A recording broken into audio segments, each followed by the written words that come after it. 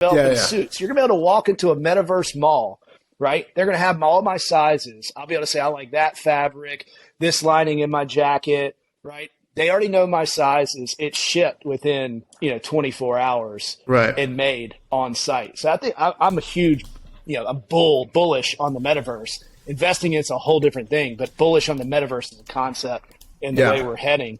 And I think these photorealistic avatars just showing you how this is going to be blended with current reality and what our metaverse reality looks like. Yeah, the thing that I'm so into this for is I went back recently and looked at like the top 50 stocks in the S&P 500 in like 2007 versus where they are today, right? It was like dramatically different. So I'm thinking to myself like, all right, if I went 15 years in the future, what's that going to look like? See, this is like the applications for this photorealistic avatar, I think is like, this could kill business travel.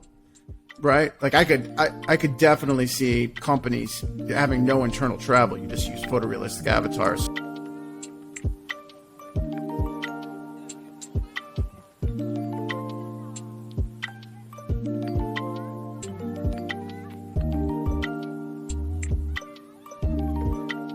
All right, boys, ready to get into it? Let's do it. Let's go. All right, so we'll do it in 3, 2.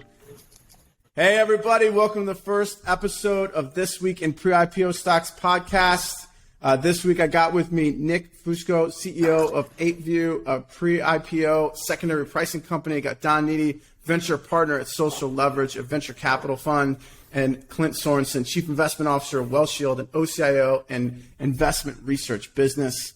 All right, so I'm the tie that binds here. Nick, Don, and Clint are all new to each other. But I've known these gentlemen for some time. They're certainly experts in their field around both IPOs, pre-IPO stocks, and venture capital. I'll link to all their bios in the comments in the YouTube and kind of Apple Podcasts, so you guys can have a look. But they got incredible careers, and really excited to have them on the podcast here. And okay, so we got 3 topics for us today. One, talk about Twitter's valuation marks. The second, the Secure Act 2.0 was signed into law last week. And the third is photorealistic avatars, which are emerging technology. I'm interested to get the group's thoughts on it. So let's hit Twitter first. So Twitter is a private company. Now that Elon Musk has bought it and taken it public, I think everybody in the world knows that by now, right? But Musk took this public at $44 billion valuation, right? And it's my understanding that he aims to take Twitter public again at some point in the future, which to me kind of puts it firmly in this kind of pre-IPO stock, which is a little wonky, right? Because it was public, now it's private, now it's going to go back public again. But recently, Fidelity owned some of the Twitter shares, private shares, in their mutual funds, and they marked those positions down 56%, right? So I'm not sure how they kind of got to that number, but that's brutal, right? Because this $44 billion transaction just happened a couple months back, right? So Nick, I got like a softball for you here, right, man? So can you explain, like, so why does Fidelity have to go public with these their valuations for Twitter, right? Like my understanding is it's an SEC requirement, right? And then also, like, after you kind of speak to that, like, tell us what are like the best practices for a professional portfolio manager to mark private stock shares, right? If you're a venture capital fund, hedge fund, mutual fund, like, how do you do that? What's the best practice to do that? Sure. I mean, you definitely have some best practice standards. I'm not going to only let my own kind of services shine through, but you kind of hit the nail on the head. The Fidelity is different from other holders that could simply hold the product at maybe last round for an extended period of time. They're regulated by the 1940 Act, have requirements to really come out and publish where they're marking that could be seen publicly. So that's why we get to know that markdown occurred. So we get to see that across the whole portfolio of anything that's in the mutual funds, actually. We recently did a piece on that. We saw them mark down the Databricks by 25% in the last year, away from the last funding round. So I think that becomes important. But you're kind of hitting on why 50 some odd percent, why not another number? And I think it really comes down to what is the best practice that they observe internally. Okay. If you look at, I'll put out some acronyms, ASC 820, like a fair value best practice. If it was market driven, which is like the level 1, that's the best. hey, that's because it's traded on the NASDAQ, and we can pull out the end of day price. Okay. We then look at like a lower level, market driven, which is really what we tend to promote.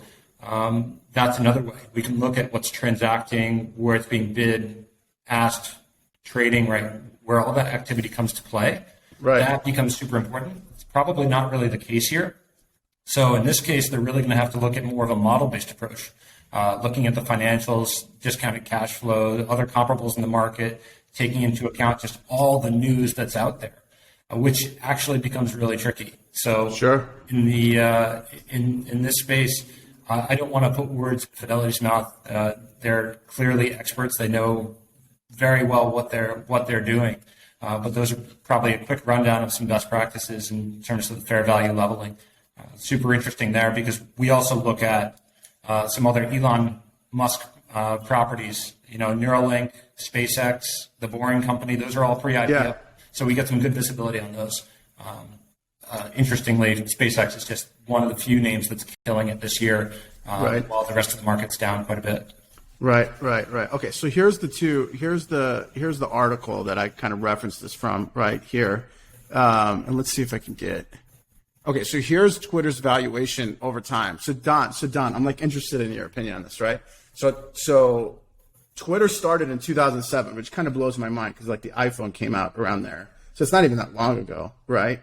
So naturally, it just took off with kind of mobile technology. But IPO was in 2013 at $14 billion, right? And it really kind of top ticked during the pandemic at $43 billion. So like Musk buys this thing at $44 billion. Do you think, like, what's your opinion, Don? Like, do you can tell what he's trying to do. He's like doing the subscription service now and some other things. Do you think he's going to be able to kind of develop new products and services to kind of bring this thing back up to a $44 billion plus valuation? Or is it just kind of the broader market needs to participate? The valuation that he paid, I guess, is a big TBD. I think Musk put himself into a situation where he flapped the number out there, didn't really do a lot of work on what the valuation of the company should actually be, and then the legality of it was he couldn't get out of the situation, right? So we've talked to multiple lawyers when that was going on, and the consensus was he's kind of screwed, right? So they tried to renege. You saw the stock, the volatility based on that. The funny thing was when my buddy was looking at the deal, and one of the pitch points to it was, Elon's raised over 100 rounds and he's never had a down round, right? Which is a pretty interesting stat, if you look at some other founders. But as far as the business now, I've had some pretty in-depth conversations with, massive asset managers, and talking about the deal.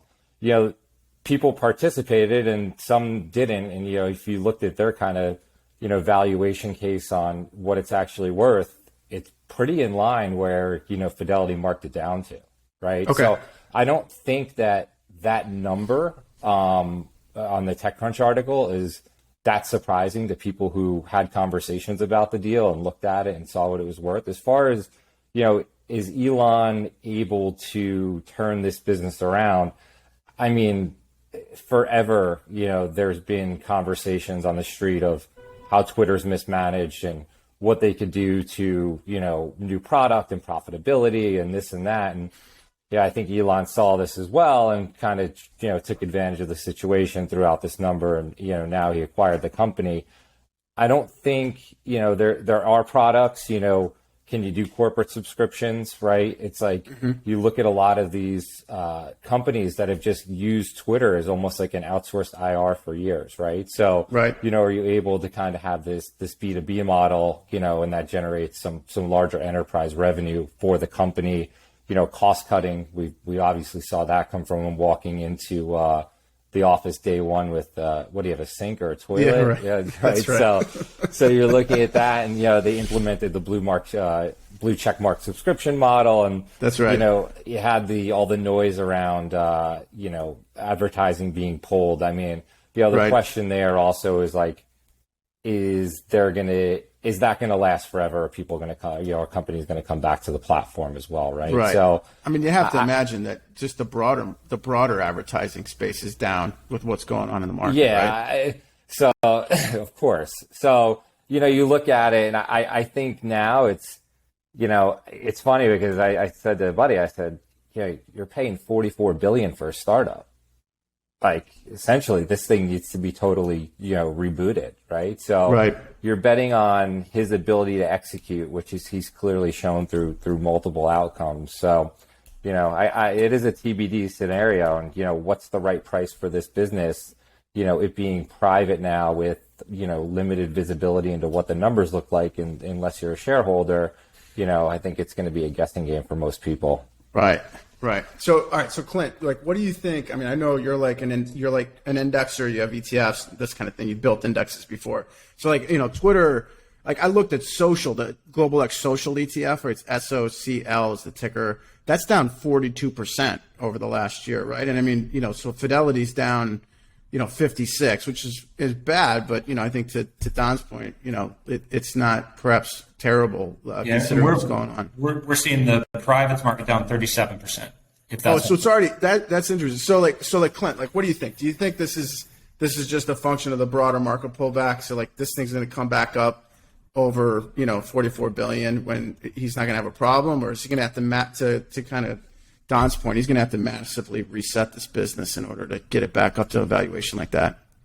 Yeah, I mean, it's a combination of things, right? It's never one thing, and but macro does play a part here. I mean, you have an environment that started in late 21 where the morphine drip was pulled away, right? The morphine drip that's kept the economy alive since QE, or since the global financial crisis being QE, right? And all the stimulus from the Fed, you got that pulled away at the same time where on a year-over-year basis, we had leading economic indicators declining fast. So they were slowing.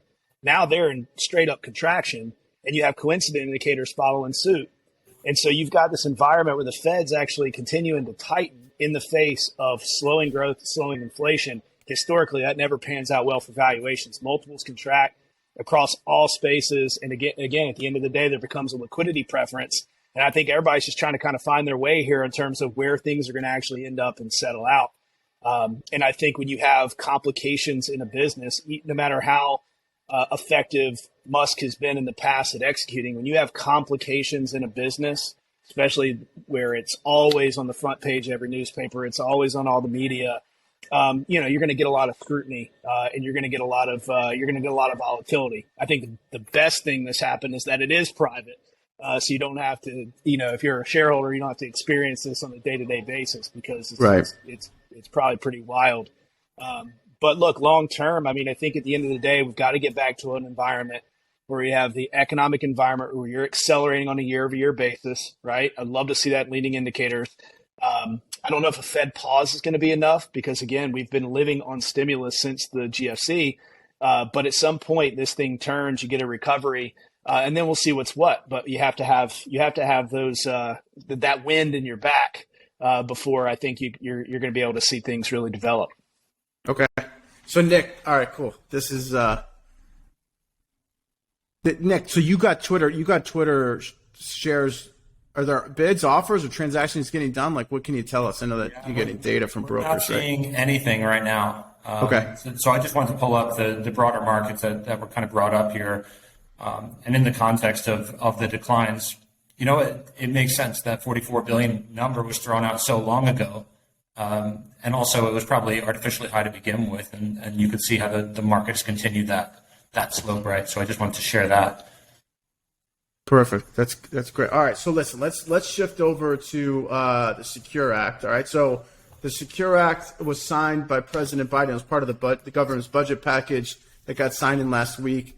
And the industry, like the financial advisor kind of retirement industry, has been lobbying big time to get some of these, improvements made. Those are in now, right? Or at least a significant majority of them. One that caught my eye, which maybe isn't so relevant right now, is this kind of savers matching contribution, right? Let me see if I can pull this up here.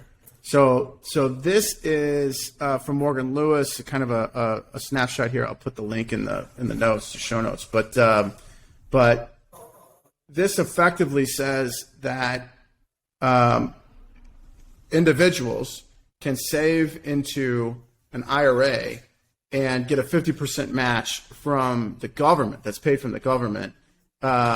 if they meet if they're below certain income thresholds. So I saw one stat that 108 million Americans were eligible for the match.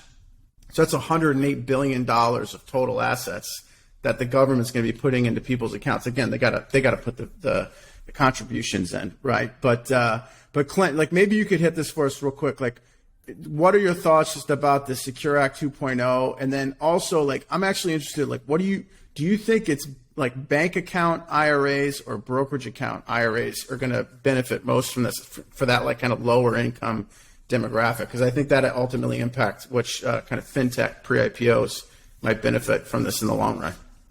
Yeah, I mean, I think this is, again, goes back to, just from a philosophical standpoint, and this isn't a political comment, I'm a libertarian, so you might hear that occasionally. But at the end of the day, I think this is just moving us closer and closer to universal basic income. Not to say that it's a bad thing or not, right? I'm not here to opine on that. What I'm here to just say is I think we're just getting closer and closer to that. We've had amazing amounts of stimulus. If you think about the total money printed in just 2020 alone, right, you're talking over $9 trillion. I want us all to kind of think about what that number actually means. Of M2 created in our 246-year history, I've heard estimates as high as 50%. It's really around like 35% of the money created in the history of the world. The dollars created was created in about 2 months in 2020. You cannot stop that train. And so I think this is just another symptom of that. And what that means is what happened when everyone got their stimulus checks last time. What happened? We had the GameStop, the AMCs. We had tons of speculation, people betting on crypto. Robinhood took off. So going back to what I think will work, I think brokerage accounts, I think brokerage IRAs, I think they'll start blending, and they already are, but blending more with these bank IRAs, but they're going to be digital banks with brokerage houses on the side that are going to benefit from the speculation that this is going to result in for at least some portion of the populace. Yeah.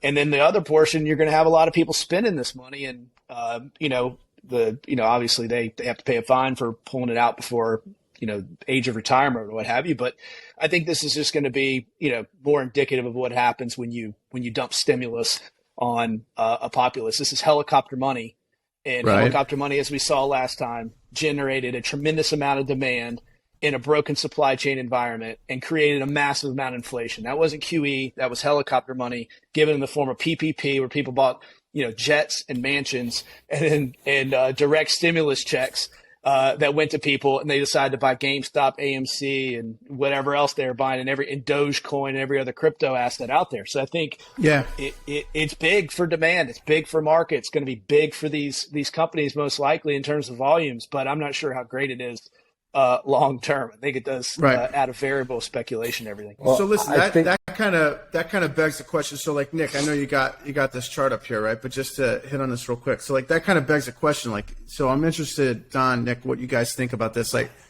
if we're going to have another situation like, 2020, 2021, like a GameStop, AMC type situation, do you think there's going to be fintechs that will emerge, either ones that are out there today, or perhaps, this is, 2 years out. So I could see people starting companies today in anticipation of this law going into place here in 2 years' time that will like specifically address that issue, help people save this money, but then also help them invest it appropriately, for this demographic, which is going to be kind of a lower income demographic. I think one thing there, if you look at, what happened last time, right? Well, first of all, with the stimulus package during COVID, more people, I think, were able to capture that money and then what's going on with the Secure Act here. Secondly, that wasn't people investing in an RIA and getting it matched by the government. That was a straight casino, right? Yeah, so, fair point. If you think about it, it's a different investment approach and it's a much longer approach. Most of the people that I feel like are going to be able to participate in this program, I guess the first question is, what does that cohort look like, right? I would think a lot of them, majority of them aren't JP Morgan Chase private banking clients, right? No, so it's all the income threshold is really low. So if you think about fintech companies that have been created, someone for kind of low credit, no credit, a company like Pedal's a good example, right? Like they have this customer. So is it more of something being built as a standalone, or is it a where someone like Petal comes in and builds a product feature on top of it and then integrates, into a partnership with the brokerage and has the ability to run it that way, right? Got it. So yeah. is it a business or just a feature? I guess is the bigger question of this. Yeah. Yeah. I mean, I think it's fascinating. I mean, it's a lot of money. So the one stat that I saw is 108 million Americans were impacted by this. So, I mean, that's 108 billion potentially, right? If everyone maxed out the contribution, which of course they won't, there's $108 billion of kind of government money that would come through. So that's pretty attractive, right? That's a pretty attractive place to be. But, okay, let's hit on the last topic here. So, photorealistic avatars, right, are something that I have just completely geeked out on, right? And in my opinion, this kind of makes the metaverse very real. Like the use cases, I think, are very attractive. And one thing that I'm continuously focused on is this concept of, and here, let me pull this up real quick so you guys can see this. So this is photorealistic avatars here, right? And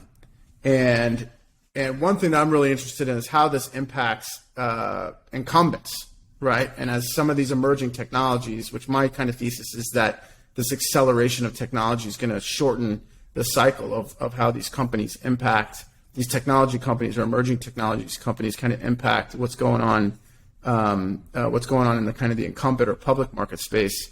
And I'm like super focused on that. So I'm interested to get your guys' opinion, right? Like first, like Don, like what are you seeing out there in the, in the startup landscape around the metaverse? Is it are all the companies talking about it, or certain companies talking about it? Is it only like really specific? Is nobody talking about it? Like what's the buzz that you're hearing? Well, I mean, I think if there's going to be a clear leader, it's probably going to be the old company Facebook that changed their ticker to Meta. But when you think through it, it's like different phases of this, right? And I feel like a lot of people intertwine metaverse with Web3 and NFTs when it was going on, right? You saw like, let's buy real estate in the metaverse. Let's do this and do that. And, a lot of these companies were created, a lot of startups were created, I think, without a real vision or real path to execution. And it was hey, we're ex-Googler, this and that, and we can, essentially build this with our dev team, and we're going to go out and raise money, around this market. I mean, the amount of capital inflows you saw into, Web3, crypto, metaverse related, from summer, of 21 until December was insane. Right. Because, institutions weren't there yet. So the first go around was the people that were actually in the know of crypto. Then you had the crypto winter. And then coming out of it, this reemergence, it seemed like the technology was better and being built at scale. And you had, you saw FTX, obviously, like Ontario teachers, albeit it was an ultra small position for them. But everyone had to have some sort of exposure, right? So you had this huge influx of capital into it. AI's been around. There's been funds. We have a social leverage access fund. We've invested in 19 managers, and one of our managers AI focused. Super smart guy, great Berkeley network. They've they made some great investments, and they have really good domain expertise. I guess the question around it is, AI works and it's real. And I think one of the interesting things that you're seeing is obviously ChatGPT. Right. Is a bigger buzz than anything else. And, is that going to emerge as, someone like Excel did with Facebook, is they just bet on, they're like, Facebook's here, it's a platform. Let's put dollars to work on a massive basket of companies. And one of them is going to emerge as a winner throughout this, right? So someone building a ChatGPT app store and whatnot. But, as far as metaverse, I mean, I think it's very difficult. I think a lot of sloppy dollars were raised. We haven't really, it's not our domain expertise, so we haven't gone down the rabbit hole of many of them. We rely on other managers to do that within, specific domains. But, I mean, it's still, to say the least, it's ultra interesting. I mean, there's a ton of engagements, massive uptick in numbers, but does this become a OpenSea phenomenon, right? Where you have this hockey stick growth and then all of a sudden NFTs fall off and OpenSea's valuation. Nick, I don't know, what was it, 13 billion? It's probably worth like 3 now. It's way off. Yeah. And so I can't pull it up quickly, but I don't think you're far off the mark. Yeah. Yeah, it was down. So that, all right. So this is a North Carolina question, Clint, right? Because Epic Games is like literally in your backyard. And Don, to your point, like I actually think the metaverse didn't mean a lot to me, maybe with my investor lens on, until I saw this photorealistic avatar, right? And so like Clint, tell us what you think about Epic Games, because I think you got a fond place in your heart for that shop. Yeah. I mean, I think Epic Games has the most mature metaverse. I mean, they're having concerts in Epic Games in Fortnite with big stars, and you start to think about the scale and the power of that, and then you start to think, okay, how is this fully developed in terms of where does this eventually go? And I'm not a big meta fan, actually, for the metaverse, unless they start decentralizing the data ownership. Because when there's an option, you can choose a decentralized platform where the content owner, provider, the data owner owns their own data, or a metaverse that maybe has better photorealistic avatars and a better user experience, but at the end of the day, they own your data. That data is gold in the metaverse.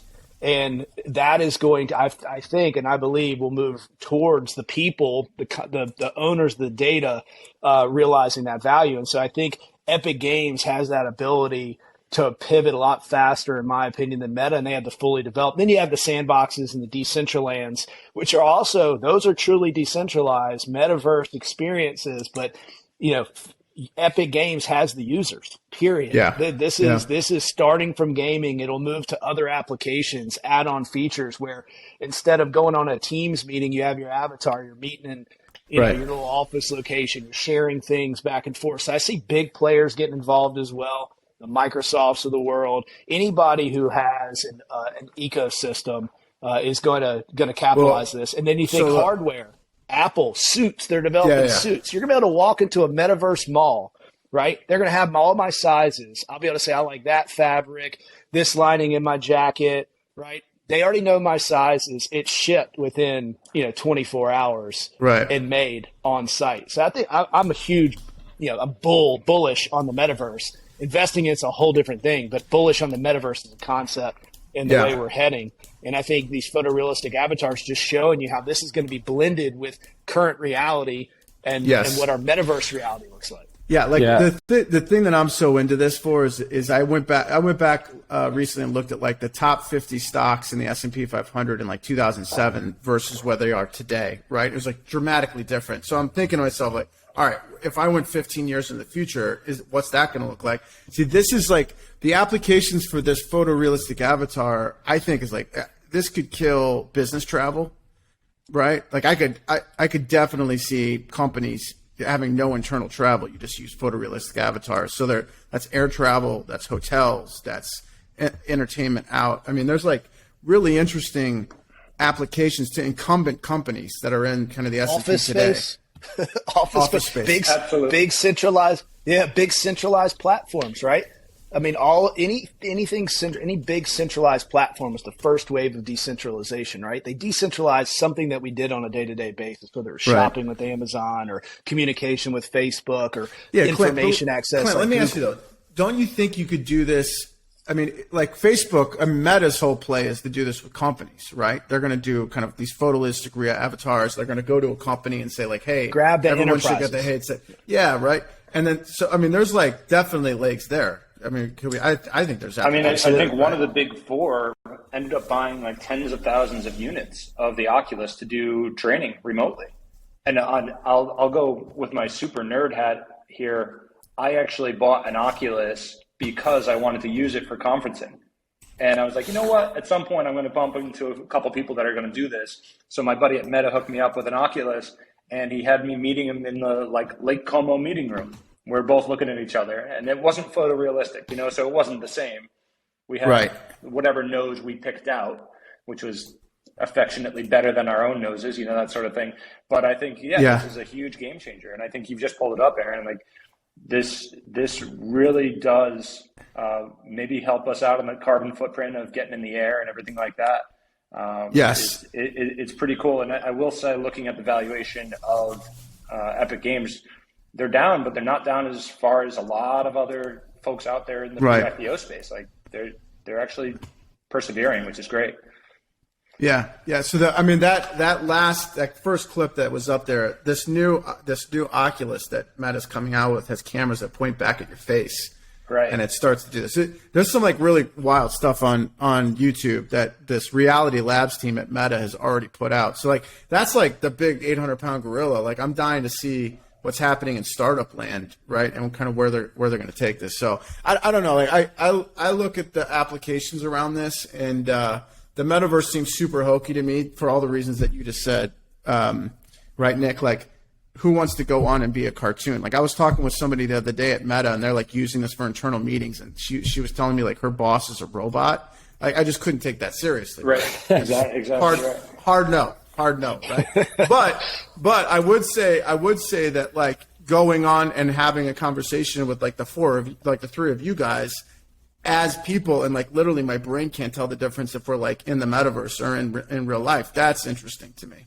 And I think a lot of people would be interesting to them, right? Did you see that? Did you guys see that AI with Morgan Freeman, where you like couldn't tell the difference between him speaking or it wasn't even him? It was like all AI generated. Yes, I did. It was out a few weeks ago, right? Yeah.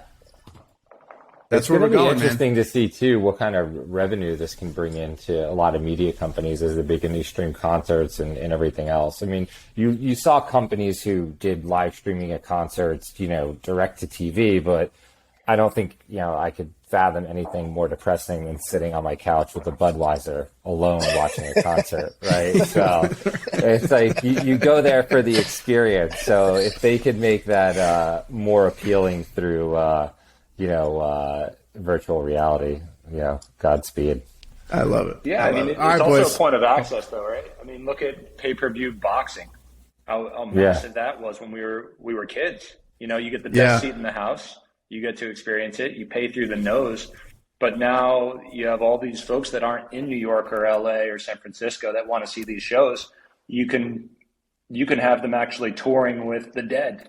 And they're alive. Yeah, right? sure. You could see every damn concert you want. No, I think it's brilliant. So I'll take the other side of that, Don. Like, yeah, I will want to see them in person, but I know you and I are both like held down by kids, so maybe we can't make it. And I'll flip it on whenever the hell I want. It's pretty cool stuff. And I think we do have to be just forward looking at it. But I think this will definitely be attributed to the growth of the stock. It's pretty cool. Awesome. Yeah, think about like surgeries. Like this goes to where you're going to have like teachers, doctors, like providers of content and knowledge. It's going to scale them to a level that we've never seen before. Artists, musical artists, sports stars, anybody who's able to take advantage of this, you're going to be able to it's going to be unbelievable. Think about a doctor as a premier surgeon in something, right? Brain surgery, whatever it is, neurosurgery. All of a sudden, that person's able to go into the metaverse and instruct, a robot or another professional on how to actually do the surgery using a 3D realistic simulation that they can all visualize and watch and share and practice with. So, it's going to be, in my opinion, it's unbelievable. It's the biggest thing we've had technologically in a long time. I just hope it's built on, the blockchain and decentralized and not data all owned by a big platform company. Right. All right, boys. I think that concludes the first episode of the podcast. So thanks for doing this, and we'll talk to you guys next week. Thank you.